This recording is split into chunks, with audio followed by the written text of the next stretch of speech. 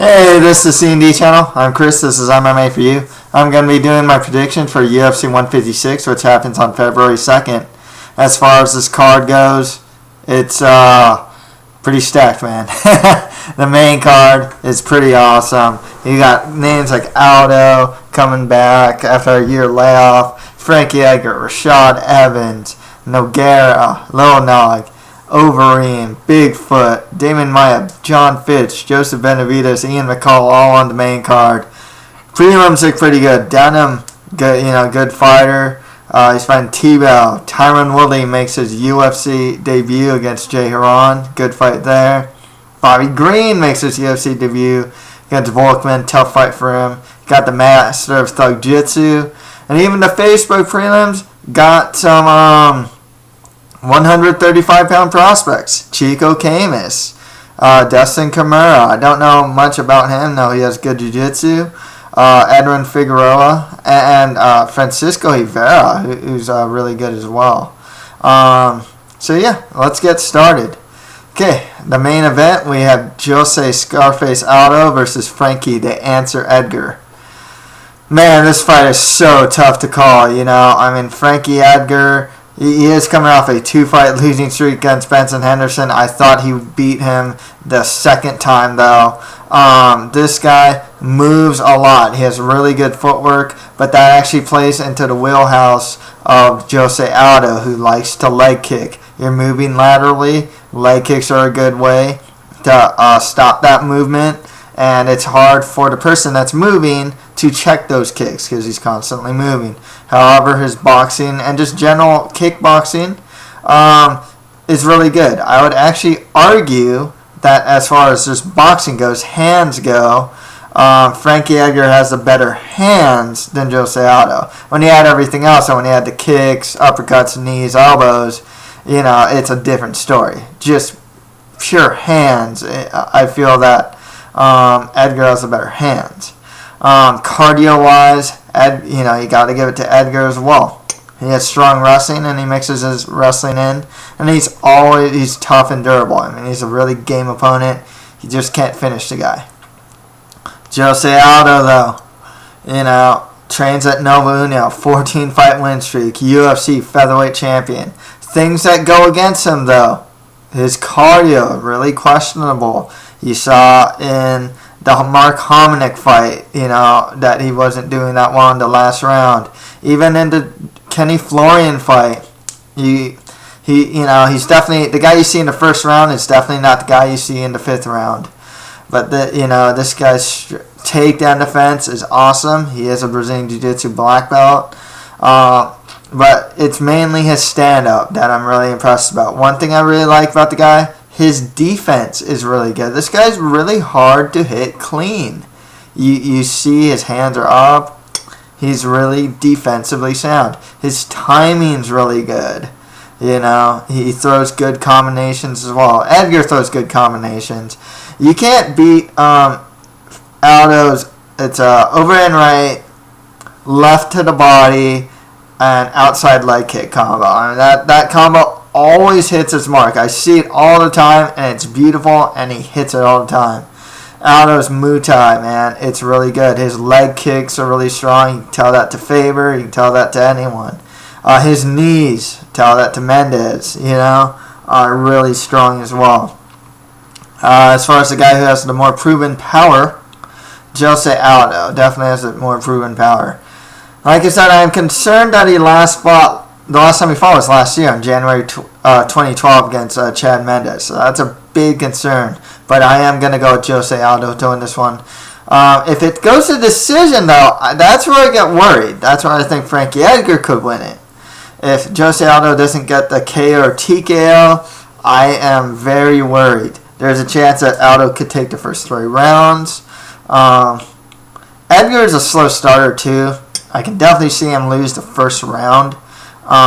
So definitely that works in Aldo's favor. But yeah, I got Jose Aldo winning this one. Okay, next fight after that, Rashad Evans fights Antonio Rogerio Nogueira. I'm going to say I like this, the name value-wise, it's a good fight. However, I can't help but think it's more of a stay busy fight for Rashad Evans. I mean, stylistically, it's just not a good fight for Nogueira. You saw against Phil Davis and Ryan Bader, he just does not handle wrestlers very well. Nogueira's boxing, it's really good. His Brazilian Jiu-Jitsu is really good. He has really good grip strength. When he grabs a wrist, really good. He's really good at wrist control on the ground. Has good sweeps. Pretty strong chin as well. The only time he got knocked out by Sokadu. But yeah, I can see him get taken down. It's not that he has bad takedown defense. Like, if you watch the Phil Davis fight, he defended his double legs. It's when Phil Davis switched to single legs that he kept getting taken down. Well, with Rashad Evans, trains at the Black Zillions. He's 33 years old. He has good boxing himself. His footwork has something to be desired sometimes. He has some really fast hands. Strong wrestling, a really good ground and pound. He's a former UFC light heavyweight champion. I got to go with Rashad Evans to win this one. Okay, next fight after that, Alistair, the Ream, the Demolition Man, Overeem fights Antonio Bigfoot Silva. I do like this fight in the sense that, Bigfoot's a legit top 10 opponent. It's a good guy for Overeem to fight. There's some history here in that they were supposed to fight in the Strikeforce Grand Prix. However, I can't help but feel that this fight definitely favors Overeem. I mean, Silva is a very well-rounded guy. His striking's good. He's heavy-handed. Trains on American Top Team. He's a Brazilian Jiu-Jitsu black belt. His wrestling's not bad either. The thing that really goes against him, especially against Overeem, is he's just so easy to hit. So Mike Kyle hit him with overhand rights. Daniel Cormier managed to knock him down. Mike Kyle managed to get an overhand and knock him down really early in the fight. Daniel Cormier managed to knock him out. The thing with Overeem, he's a K1 champion kickboxer. Trains at the Black Zillions. He has some really crushing knees, especially in the clinch, man. Those knees are deadly weapons. When he does throw punches, it's mainly from the inside. He's not the type of guy to throw jabs. He throws a lot of power shots. Left hooks, right straights, or uppercuts. His grappling also isn't that bad either. Most of his wins are by submission. 19 of his wins out of his 36 are by submission. 15 are by KO or TKO. So, he's not bad on the ground by any means. It's just, and he has a really good guillotine. One thing that's probably works against Alistair Overeem, though, is his cardio. You saw it in the second Fabricio Verdun fight. He just doesn't have that great of cardio. Besides that, though, I got Alistair Overeem winning most likely by KO or TKO. Next fight after that, John Fitch fights Demian Maia. This fight is really hard for me to call because both these guys are very similar fighters in a sense. One thing that both of them have really going for them is especially when they have an opponent up against the cage, they're relentless about getting takedowns against their opponent in the cage, and they usually get it. John Fitch is a grinder. He has good wrestling. This fight could be an awesome ground battle. I can see John Fitch taking the fight to the ground, avoiding submissions, and grinding out a decision. I can also see it being a bad kickboxing battle as well. John Fitch has that stay busy ground and pound that people call fitching. He is a Brazilian Jiu-Jitsu black belt, and he has been known to be unsubmittable. Demian Maia, though, he's one of the top Brazilian Jiu-Jitsu practitioners in the world. Trains at One Fight Team. His boxing is improving, but it's decent at best. He has really strong sweeps. When he's on top control, his transitions on the ground are just beautiful. So it's really interesting because if John Fitch takes Demian Maia down, he kind of goes into Demian Maia's world. And honestly, I don't think Maia's just going to lie there and get Fitched upon. I think he's going to go for sweeps, force scrambles, and whatnot. And in that sense, I do have Demian Maia not being able to submit Fitch, but probably winning by decision. winning a decision. I think eventually in the fight, I can see Maia just getting top control, Maybe keeping Fitch there, maybe getting in dominant position like the back, like BJ Penn managed to do. Or, heck, Eric Silva managed to take John Fitch's back as well. I can see Maia just getting some good top control positions. And maybe not getting the submission, but definitely winning on points. Okay, next fight after that, hard one for me to call as well. Joseph Benavidez fights Ian McCall. Very similar guys in a sense. Good wrestlers with good stand-up, with good ground and pound, Both these guys are like that. One thing about Benavidez I really like, he's really strong in the scramble. He has a really good guillotine. He's fought some pretty high-level opponents. Ian McCall, Uncle Creepy. This guy trains at Timo Yama. I thought he won the first fight against Demetrius Johnson. He even took Demetrius's back and started ground and pounding him. With Joseph Benavidez, he's only 28 years old. He trains at Team Alpha Male. He has good kickboxing. He can get a bit wild with it at times. Good in the scramble, strong wrestling, good top control, and really good ground and pound. So it's really hard for me to call, but I kind of have to give the edge personally to Joseph Benavidez here. So I got Joseph Benavidez winning, probably by decision. Okay, on to the FX prelims. We have Evan Dunham versus Gleison Tebow. This fight could go, a lot of different ways. Tebow, for the most part, he's what his strength really is his offensive takedowns. He's probably the biggest lightweight out there, but Evan Dunham's not a small lightweight. He's actually one of the bigger lightweights as well. Well, with Tebow, he likes to clinch a lot. He has good takedown defense. He has strong wrestling and just good offensive takedowns. Good Brazilian Jiu-Jitsu. Trains at American Top Team. And his stand-up is improving, actually.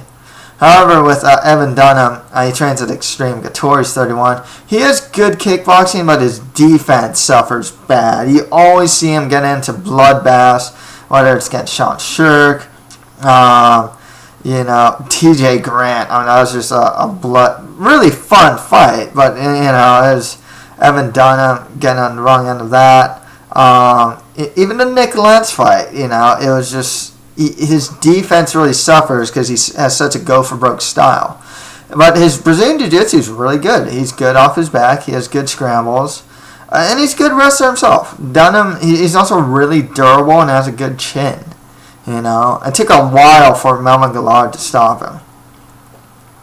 I think the thing with Tebow, too, is you saw it in Habib Nurmagomedov's fight, he tends to sit back a lot. He's not really an offensive guy. And I think that can actually work to Dunham's favor, who really goes for broke. I'm going to go with Evan Dunham to win this one. Okay, next fight after that, we have the thoroughbred Jay Haran versus Tyron T-Wood Woodley. Tough fight for me to call because one thing about Jay Haran, you can see in the Ben Askren fight, just a lot of his fights, he's a good wrestler himself, and Tyron Woodley's game is based mainly on his wrestling. Haran has some strong takedown defense, a good ground game overall, good Brazilian Jiu-Jitsu, and solid boxing. Trains at Extreme Couture and has a lot of experience. Stylistically, it's not necessarily the best matchup for Woodley. Woodley's only loss is the Marquardt by KO. He trains at ATT Evolution. He has strong wrestling. Good, he's good in the clinch, good top control. And he's a purple belt in Brazilian Jiu-Jitsu, and, he hasn't used it in a while. One thing with Woodley also is it doesn't seem like he likes to get hit. You really saw it in the Marquardt fight. And other fights as well. It kind of sucks because he's a guy that kind of hit a ceiling kind of early. You saw Woodley fight Andre Galvao. And he showed improved boxing. And you're just like, whoa, man, this guy is really putting it all together. He's submitting guys, taking guys down. He's submitting guys. He's getting a lot of finishes. And then Aldo Galvao is showing off his hands. And he actually showed off his hands in the Nate Marquardt fight. And even dropped him. The only problem is, after that, he fought some really good strikers. Jordan Meehan, Paul Daly, Nate Marquardt. And he started to just kind of land prey to victory. He didn't even try to pass guard. He just tried to wrestle them and stay on top. The Jordan Meehan fight, was just a land prey fest. He really didn't do anything on top. And it kind of stopped his progress, unfortunately. Hopefully he gets back, on the wagon. And, I hope to see more of a stand-up game. This could be a fight where these guys just wrestling just negates each other. And hopefully you'll see more stand-up from Woodley. Haran probably has overall better boxing, but, I'm going to go with Woodley to win by decision. I think he'll eventually be able to get the takedowns on Haran and win on points. Okay, next fight after that, Bobby King Green. There's actually two Kings fighting. There's Chico King Camus and Bobby King Green. Don't know why that's such a popular nickname. But Bobby Green makes his UFC debut against a really tough guy in Jacob Christmas Volkmann. Bobby Green has a 19-5 record, 7 wins by KO or TKO, 8 wins by sub. He's 26 years old and in a 4-fight win streak. He's doing really well in Strikeforce, actually. His stand-up is solid. He can get a bit wild. And his wrestling and Brazilian Jiu-Jitsu game are solid. The only problem is he's going against Volkmann, 7 of his wins are by submission, 8 by decision. He's not a stand-up threat. Trains at Minnesota Martial Arts Academy, and the guy's a grinder. He is relentless about getting the takedowns. He'll try and get the takedown and just relentless about taking his opponent down. Stand-up's not that good. It's actually kind of awkward. His head's kind of high. His footwork's kind of funny. But it doesn't matter because he takes you down and he keeps you there. He has good top control. His half-guard game. He really likes to work the half-guard. A lot. And he'll go from chokes, like Darce chokes and whatnot from there. He has some pretty solid Brazilian Jiu-Jitsu. As like I said, 7 wins are by submission. He tapped out Shane Roller in his last fight. So I got Jacob Volkmann winning, most likely by decision. Wouldn't surprise me if he gets a submission against Bobby Green, though.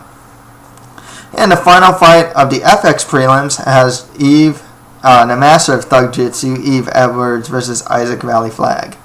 Valley Flag is making his UFC debut. He's always been a tough and gritty fighter. He's 34 years old, not really a prospect. He's a good wrestler. He trains at Jackson's. He's on a 4-fight win streak. I remember in the Justice Cavalcante fight, man, this guy was just pushing forward, landing strikes and whatnot, and just a really tough and durable guy. However, Eve Edwards, man, this guy has a lot of experience. 42 wins, 18 losses, 1 draw, 16 wins by KO or TKO, and 17 wins by sub. He has a really, a lot of people like to talk about Edwards' stand-up game, but he has a really underrated submission game. The guy's 36, has a lot of experience and trains at ATTs. His kickboxing game is really good. Even now, I remember when he fought like Tony Ferguson. I thought Tony Ferguson would just lamp the guy, and all of a sudden it's like, I thought Eve Edwards beat Tony Ferguson.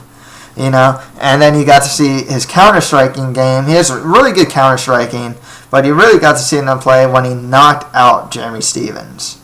I got to go with the master of Thug Jiu-Jitsu, Eve Edwards, to win this one.